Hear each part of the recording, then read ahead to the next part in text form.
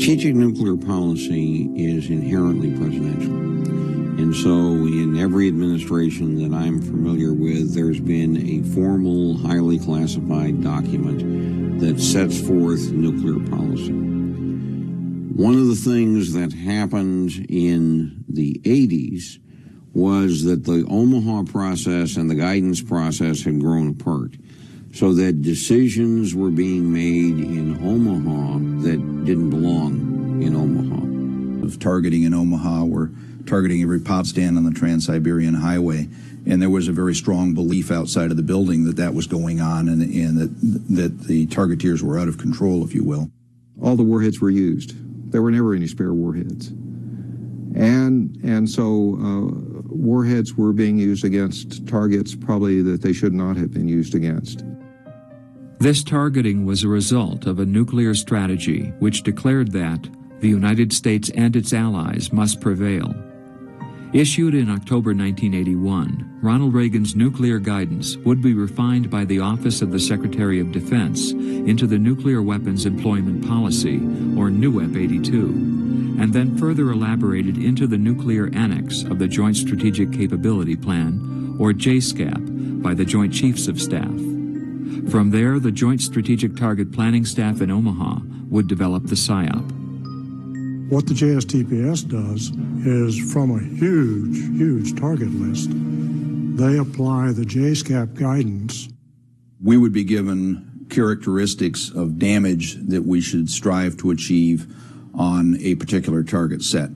A ICBM silo would be given a word picture description of how severely that silo should be deformed or crushed or whatever the criteria was for that particular thing. And then damage expectancy would compute the probability of achieving that criteria.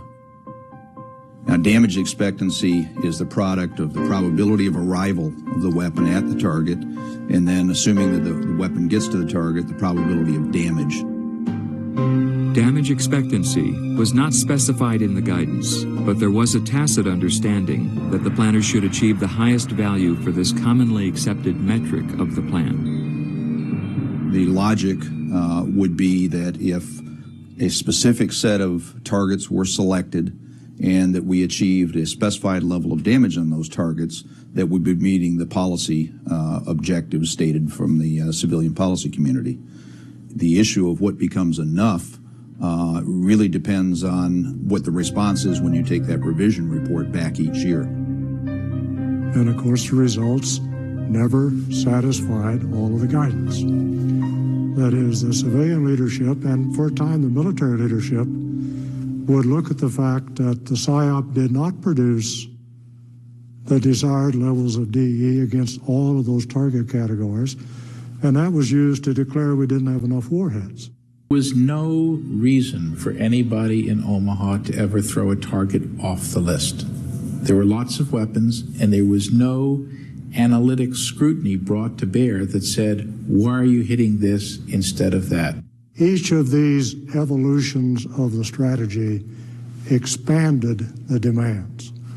Whereas when we added limited nuclear options, we didn't do away with the major attack options. 85 to 88, what I did was to lead a small team of people which gradually uncovered tremendous discrepancies between the NSTD 13 guidance and the war plan. There was a young Navy commander named Ed Ohlert who first brought insight into the gross disjuncture between urban avoidance, small options, and secure reserve force issues. And one issue at a time, we changed the war plan so that it, in fact, began to resemble and reflect presidential guidance. And what we did was simply bind together all of the solutions that we had created in the 3 years, 85, 6, and 7, into NUEP 87. And that, for the first time, actually put some strictures on the planning process. NUEP 87 provided the war planners in Omaha with highly detailed OSD guidance. But this was only the first phase in an effort to improve the nuclear planning process. In the spring of 1989, Richard Cheney, the representative from Wyoming, would bring a new energy and awareness of operational planning to the Office of the Secretary of Defense. Secretary Cheney was far more knowledgeable about nuclear planning than anybody gave him credit for. Secretary Cheney and I had a relationship. We knew each other professionally before he came into the building. And it was in the context of that relationship that we often talked about nuclear policy and nuclear planning. Secretary Cheney then goes out to Omaha, and I'm briefing him on the plane about all the good work we've done in the past several years about how we fixed the gross morphology. And he starts looking at some of the PSYOP DE numbers that we have, and he says, well, why is this happening? And why is that happening? So by the fall of '89, we understand the PSYOP needs to be overhauled. Secretary Cheney ordered an urgent review of strategic nuclear weapons targeting that would require a highly cooperative effort between the Defense Department, the Joint Chiefs, and the war planners in Omaha. And so we start this work, and the first phase is to examine and then deconstruct the target base and say, what are we hitting and why? Are these valid targets? And should this number of weapons be used against this kind of targets? And the answer in many cases was no.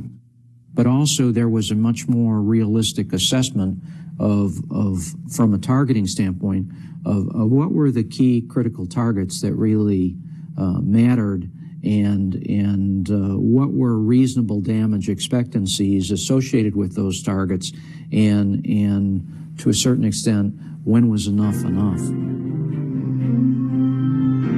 In June 1991, Secretary Cheney sought to formalize the new relationship that had emerged during the target review. To forge even stronger links between the policy community and the war planners in Omaha, Cheney established the Nuclear Planning Working Group.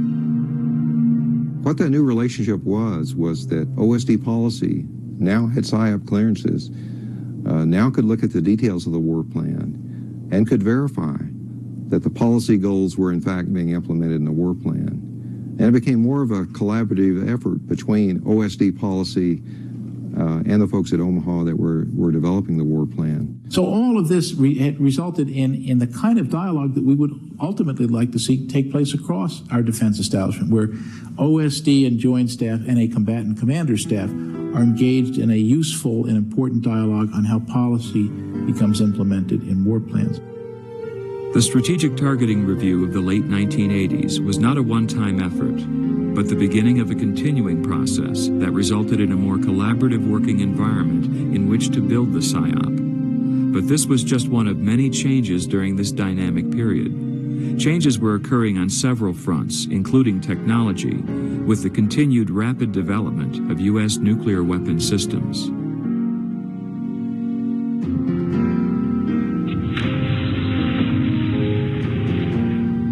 During the Cold War, there was a lot of technology push in the sense that innovation kept presenting strategic options.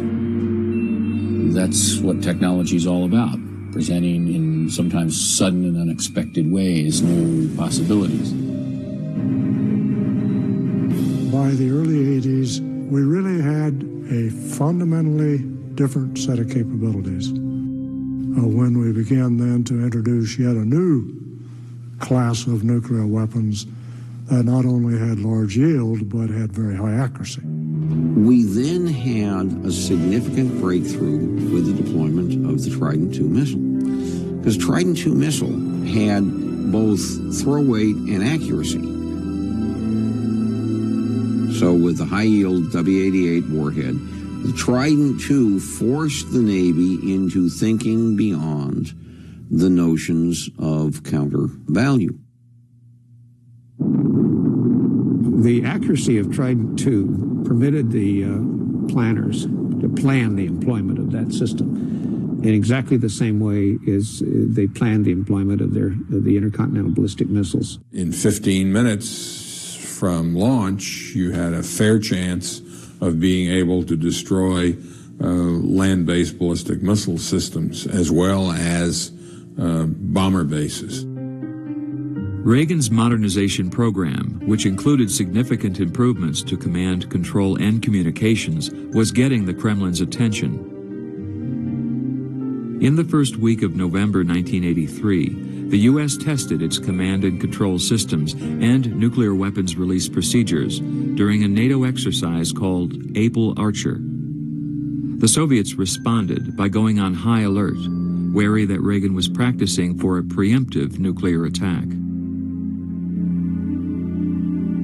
For Reagan, the Soviets' fearful overreaction was sobering.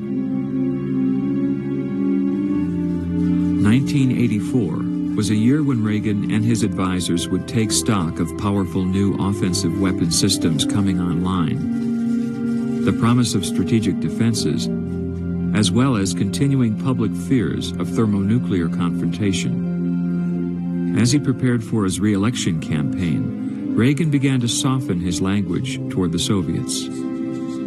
Well, those differences are differences in governmental structure and philosophy.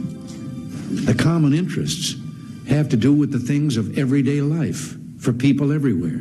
It was the time when détente was getting back on track, Gorbachev was coming to power in the Soviet Union, and dramatic changes were unfolding that ultimately would lead to the end of the Cold War. Gorbachev was brought in by the old men of the Kremlin not to overthrow communism, but to revive the Soviet Union, make it stronger. Gorbachev was prepared to do things that no Soviet leader ever had even been willing to think about, much less do.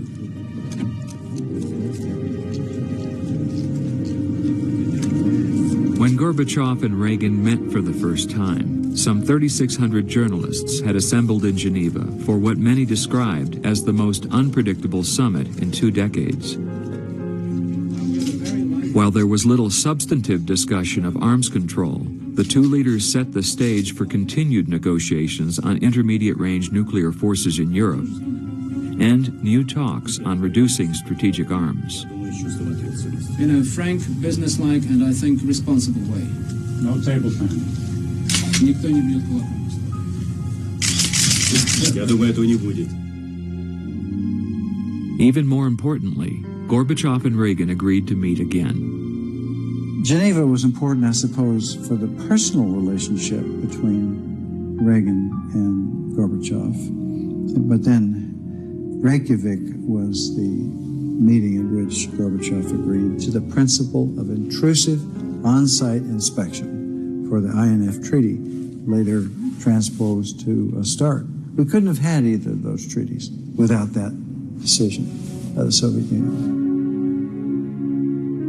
Gorbachev approached Reagan with proposal after proposal for dramatic reduction and even the elimination of strategic weapons, but SDI was the price.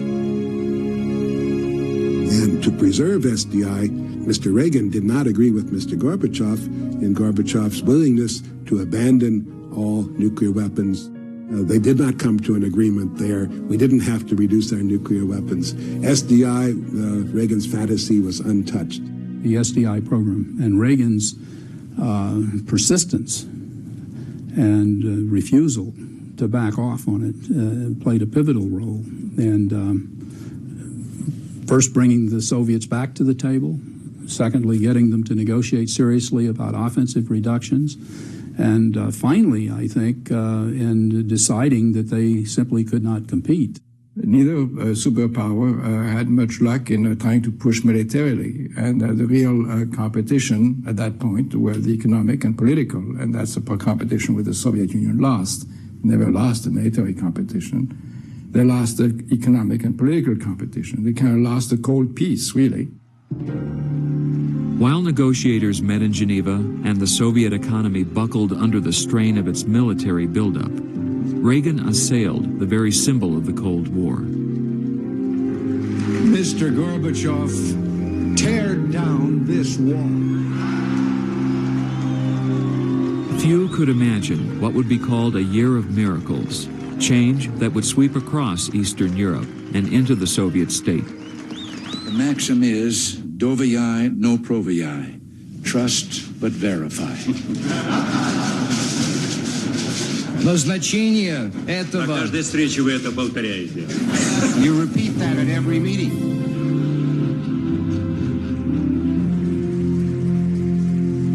For the people of Western Europe, the end of the Cold War began with the agreement to remove all intermediate-range nuclear forces. The Soviet SS-20s had been deployed to ensure a partitioned Europe. Their dismantlement gave rise to what President George Bush would call a new world order. It seemed to me that the development in the mid-'80s, when Gorbachev came into power and basically ended the prime reason for the Cold War, namely the division of Europe. And President Reagan had the wit and the acumen to recognize that the situation had profoundly changed, and to say so, and to convince the American people that it had done so, which is, I think, was his best contribution.